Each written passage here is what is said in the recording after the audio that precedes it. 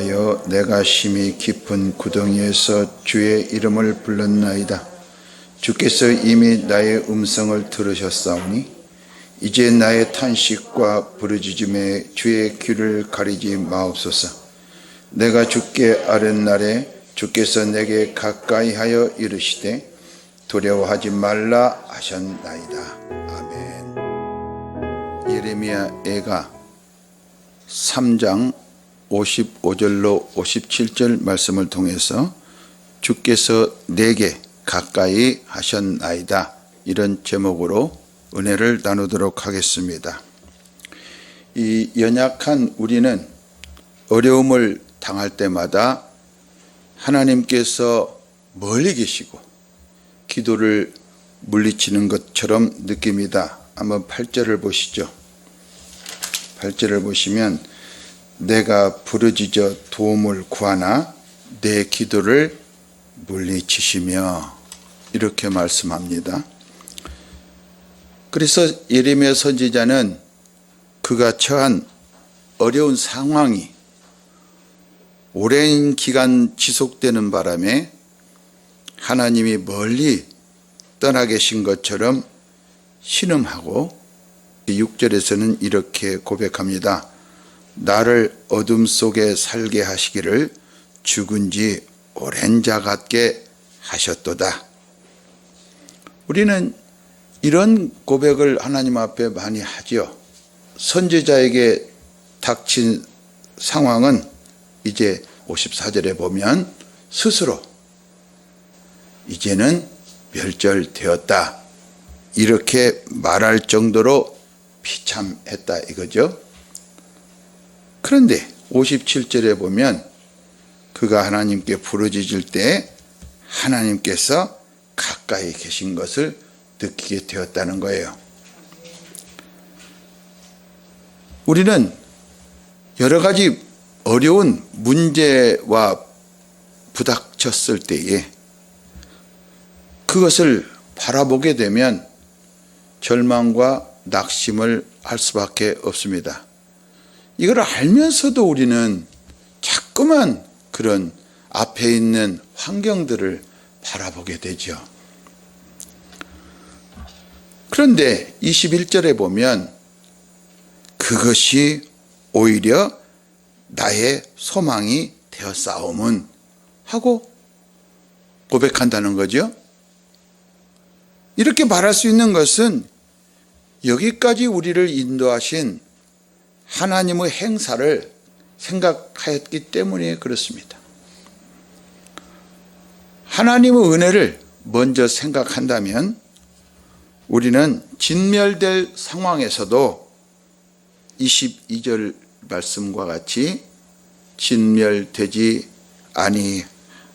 아니함이니이다, 이런 고백을 할 수가 있는 것이죠. 그렇다면 어찌해서 하나님은 우리에게 고생과 근심을 하도록 그렇게 허용하셨겠는가? 그냥 편안하게 지내게 했으면 얼마나 좋았을까?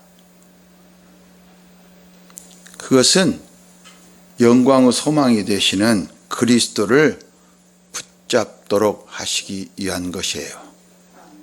우리는 고난과 고생 이런 것이 없으면 절대로 그리스도를 찾지 않습니다. 이스라엘이 타락한 것도 하나님의 언약을 그냥 버려버리고 자기들 스스로 뭔가를 하나님께 할 수 있다고 생각하는 데서 비롯됩니다. 로마서 5장 2절로 4절을 보시면 또한 그로 말미암아 우리가 믿음으로 서 있는 이 은혜에 들어감을 얻었으며 하나님의 영광을 바라고 즐거워하느니라. 다만 이뿐 아니라 우리가 환난 중에도 즐거워하나니 이는 환난은 인내를, 인내는 연단을, 연단은 소망을 이루는 줄 알미로다. 이 고난과 소망은 이 하나님 말씀에 의하면 분리될 수 없다는 거예요. 우리가 고난을 당할 때 그리스도를 바라보게 되면 소망을 얻게 됩니다. 만약에 우리가 고난이 없기를 바란다면 그리스도께서 고난 당하실 필요가 없다는 거예요. 우리가 당할 고난을 주님께서 감당하신 것이죠. 42절부터 54절까지는 하나님의 언약을 버리고 하나님과 단절된 상태에 있는 그 하나님의 백성들의 비극적인 참상을 보여주고 있습니다.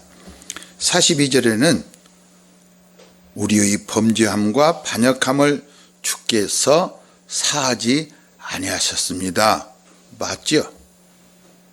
그러나 누가 이걸 감당했습니까? 주님께서 감당하셨습니다.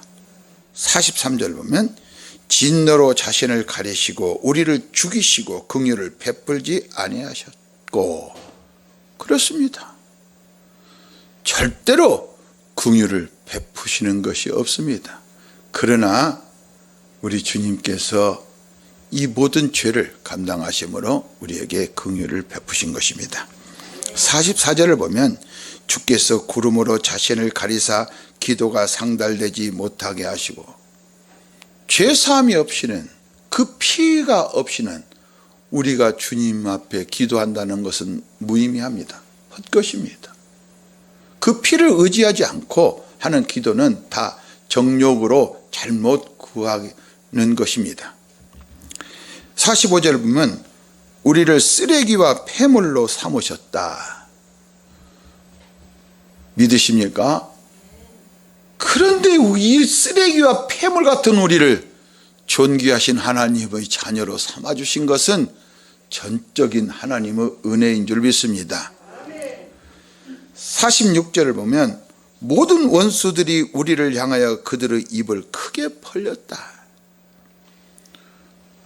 우리 원수들은 우리를 집어삼키려고 우는 사자와 같이 달려듭니다. 우리는 이길 수가 없어요. 이 세상을 절대로 이길 수가 없습니다. 이기려고 노력하는 그 자체가 웃기는 거죠. 더 강하신 분이 아니면 이 세상을 이길 수가 없기 때문에 하나님은 이것을 잘 아십니다. 그래서 그 아들을 우리에게 보내신 거예요. 47절 보세요. 두려움과 함정과 파멸과 멸망이 우리에게 임하였고, 여러분, 만약에 하나님께서 우리와 함께 하신 것을 믿지 않는다면 우리에게는 파멸뿐이고 멸망뿐이고 깊이 빠지는 함정밖에 없습니다. 내 삶에 하나님이 계시지 않는다고 생각해 보시라고요. 믿지 않은 사람들은 하나님이 없다 합니다. 바로가 이스라엘 백성들을 붙잡아 놓는 방법은 무엇이겠습니까? 노역을 하도록 하는 거예요. 고된 일을 하도록 하는 거예요. 정신없이 일만 하는 여러분, 정신을 차리고 잘 자기를 살펴보시기 바랍니다. 54절, 이제는 멸절되었다. 나는 죽었다, 그거예요. 그렇죠. 우리는 먼 일만 조금만 있으면 아이고 나 죽었네, 이제 죽었다, 그렇습니다. 주님이 있기 때문에 이런 상황에서도 우리는 소망이 있는 거예요. 본문은 이러한 절망적인 상황에서 선지자가 기도하는 내용입니다. 우리는 이제는 죽었다 하는데 주님께서는 이제 내가 다 이루었다, 이렇게 말씀하신단 말이죠. 이러한 그리스도의 구속의 은혜를 바라보았을 때에 우리는 기도할 수 있는 것입니다. 절망적인 상황에서도 우리는 기도할 수 있어요. 그래서 55절을 보면 심히 깊은 구덩이에서도 주의 이름을 부른 것을 우리는 볼 수 있습니다. 주님은 절대로 구하는 자에게 외면하지 않습니다. 너희가 전심으로 구하면 나를 만나리라 이렇게 약속하시기 때문에 이 구하는 자에게 반드시 만나주신다는 그 하나님의 약속을 믿고 기도를 한다면 56절에 이제 나의 탄식과 부르짖음에 주의 길을 가리지 마옵소서, 이런 기도를 할 수 있다는 거죠. 그날에, 어떤 날? 하나님께 아뢰는 날. 그날에 주님께서 우리 곁에 가까이 계신 것을 발견하게 되고 주님의 음성을, 주님께서 하신 말씀을 듣게 됩니다. 두려워하지 말라. 내가 이겼다. 이런 말씀을 듣게 되는 거예요. 우리가 하나님을 생각할 때 석가모니나 공자나 맹자, 모하메트 같이 인간으로 생각하는 경향이 우리 본성에는 있어요. 그런데 하나님은 인간의 이성으로는 절대로 감히 상상할 수 없을 정도로 거룩하시고 영원하신 분이십니다. 믿으시기 바랍니다. 왜 하나님께서는 우리를 가까이 하시느냐 하면, 사람을 하나님의 형상을 따라 지음을 받은 특별한 존재로 생각하시기 때문에 그렇습니다.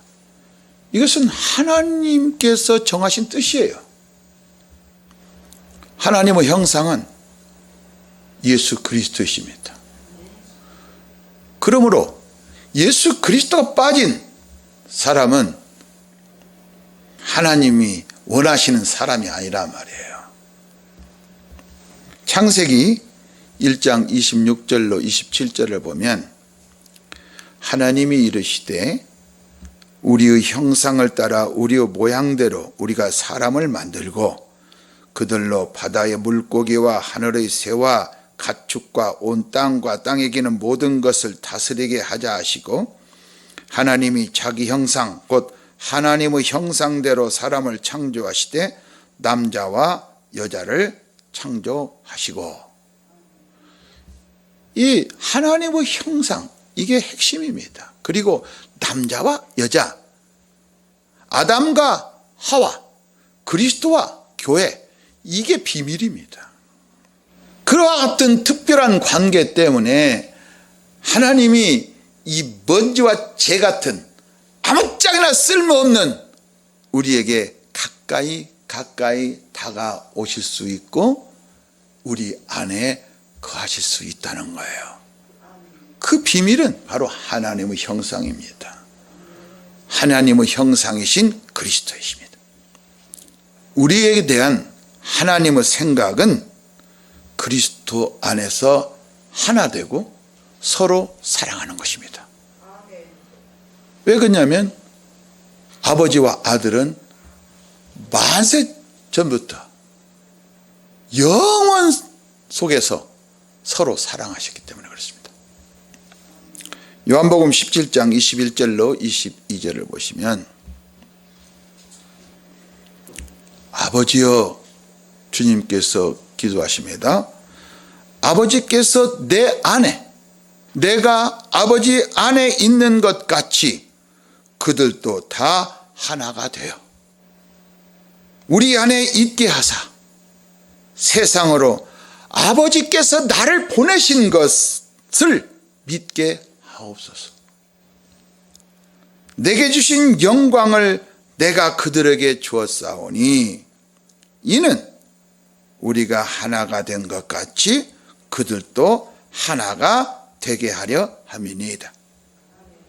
예수 그리스도를 믿을 때 우리는 하나 되는 것입니다. 부부간에도 그리스도 안에서만 하나 될 수 있습니다. 그 아들을 보내심으로 하나님께서는 자기 사랑을 확증하셨죠. 그렇기 때문에 아버지가 보내신 그리스도를 믿지 않는 사람에게는 하나님은 멀리 계시는 분일 수밖에 없지요. 그리고 하나님이 다가오시면 더욱더 피합니다. 막을 칩니다. 여러분 복음을 한번 전해보세요. 막을 칩니다. 복음을 던진다는 것은 그리스도를 던진다는 거 아니겠습니까? 하나님이 가까이 가면 갈수록 그들은 점점 멀어져 갑니다. 그러나 우리는 때를 얻든지 못 얻든지 복음을 증거해야 됩니다. 때가 참에 아들을 보내셔서 우리에게 아버지라고 부르게 하신 것처럼 순간에 그들이 그 빛을 믿고 하나님의 영광을 보게 될 수 있는 것입니다.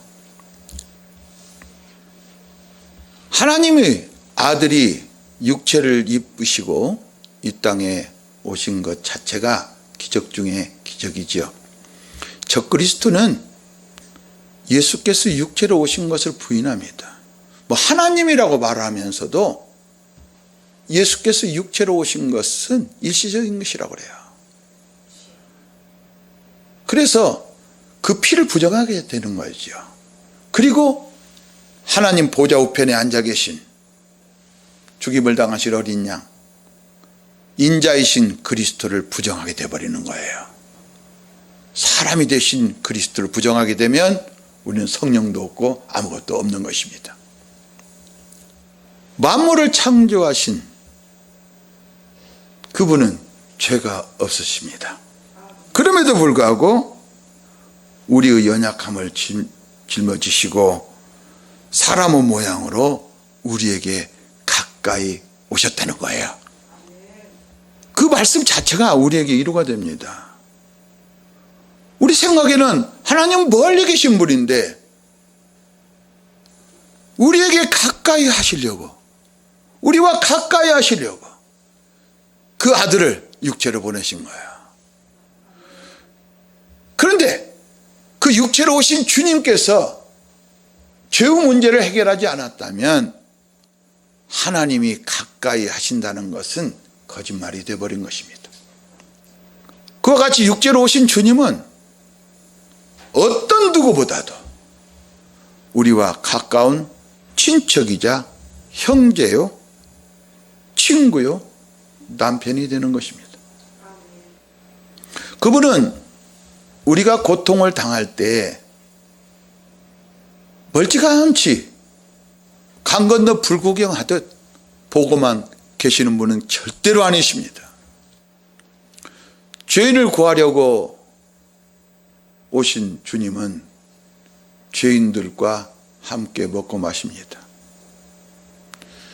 죄인들은 그분에게 가까이 나옵니다.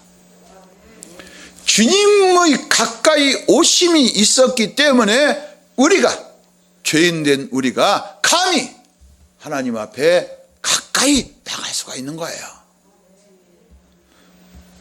이제 주님과 죄인들 사이에 있는 높은 장벽은 예수님께서 십자가에 못 박혀서 이제 휘장을 찢어버림으로 이 막힌 담이 완전히 무너졌습니다. 하나님과 막힌 담이 무너져 버렸는데 사람과 사람 사이에 막힌 담이 무너지지 않을 리가 없지요. 이걸 믿으시기 바랍니다. 인자이신 주님은 하나님 보좌 우편에 앉아 계십니다. 우리가 고통당할 때 제일 먼저 무엇을 해야 되는가? 바로 보좌에 앉으신 하나님의 아들, 죽임을 당하신 하나님의 아들, 인자이신 그리스도를 바라봐야 될 줄 믿습니다. 거기 계신 주님은 우리 자리를 예비하시려고 지금 우리와 영원히 함께할 그 처소를 준비하고 계신다는 사실이에요. 이 요한복음 14장에도 내가 왜 가는지 너희들이 안다 그러죠. 우리 자리를 준비하고 계시는 주님은 지금도 끊임없이 우리를 위하여 간구하십니다. 그 주님이 우리 안에 계시기 때문에 우리도 끊임없이 우리 성도들을 위해서 간구해야 되는 이유가 바로 여기 있는 것입니다. 히브리서 7장 24절로 25절을 보시면 예수는 영원히 계심으로 그 제사장 직분도 갈리지 아니하느니라. 그러므로 자기를 힘입어 예수를 힘입어 예수 피를 의지하고 하나님께 나아가는 자들을 온전히 구원하실 수 있으니 이는 그가 항상 살아계셔서 그들을 위하여 간구하심이라.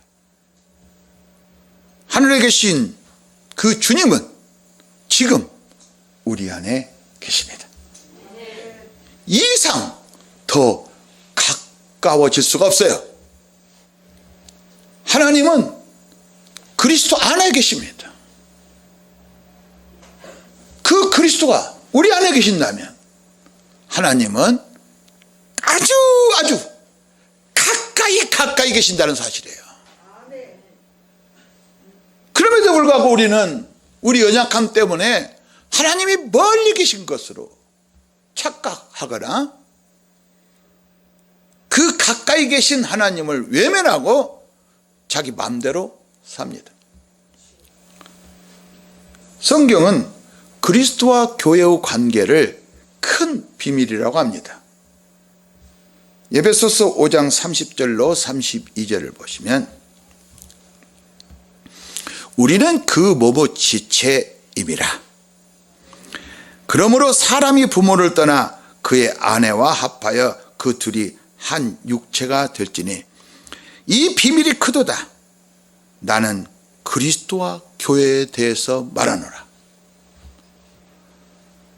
이 비밀을 알면 모든 것을 다 알 수 있어요.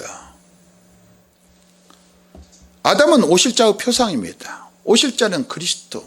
그래서 아담은 첫째 사람이라고 하고 예수님은 둘째 사람이라고 합니다. 그리고 첫사람 아담이 있다면 이제 주님은 마지막 아담을 끝내버리는 거죠. 아담이 하와와 연합된 것 같이 그리스도와 우리가 연합된 것을 믿으시기 바랍니다.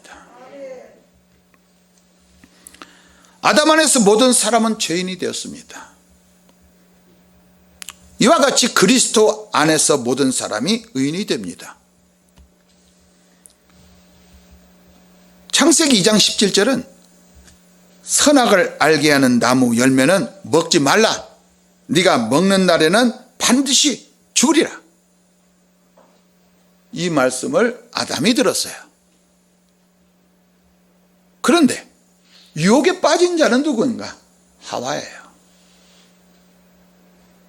그래야 우리는 항상 유혹에 노출되어 있다.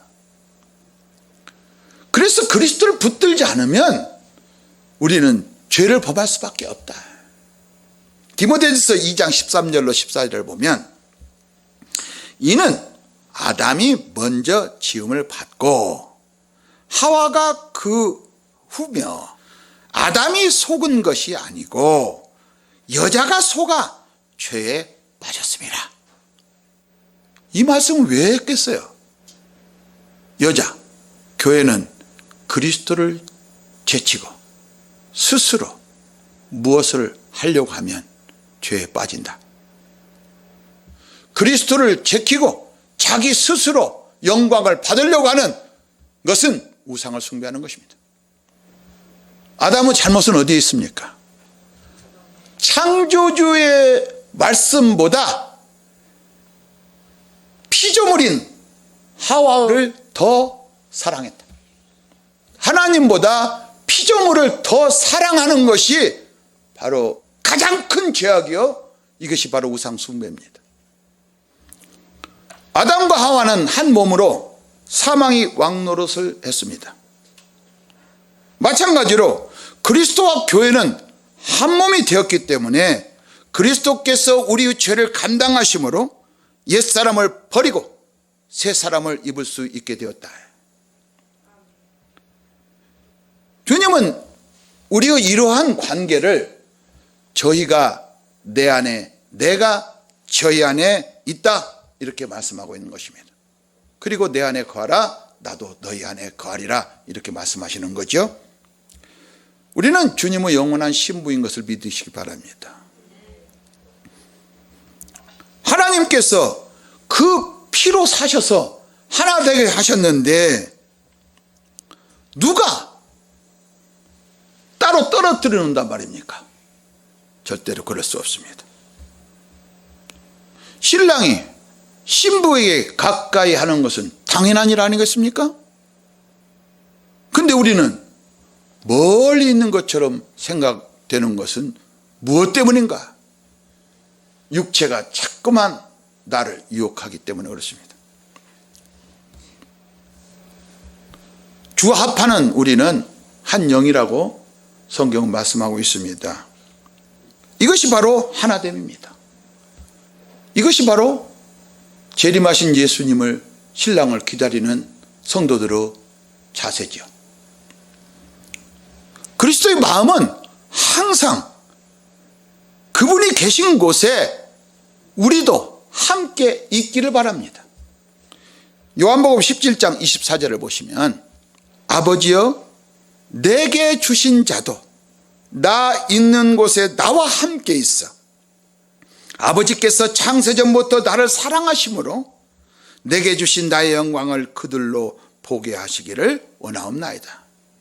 이 영광을 보게 되면 우리 또한 서로 사랑하게 되는 거예요.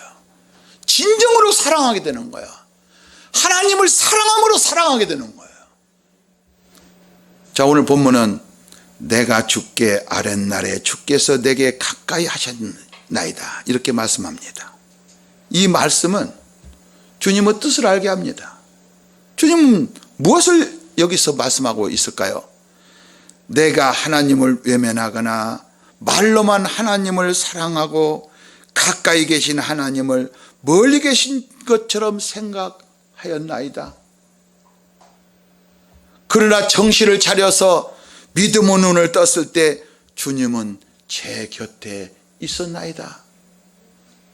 이렇게 고백하기를 바라신다. 지금 주님께 우리 앞에 놓인 어려운 일들을 아뢰도록 합시다. 그래서 가까이 계신 주님께서 두려워하지 말라 하신 능력의 말씀을 듣고 크신 위로와 축복을 받게 되시기를 우리 주 예수 그리스도 이름으로 축복합니다.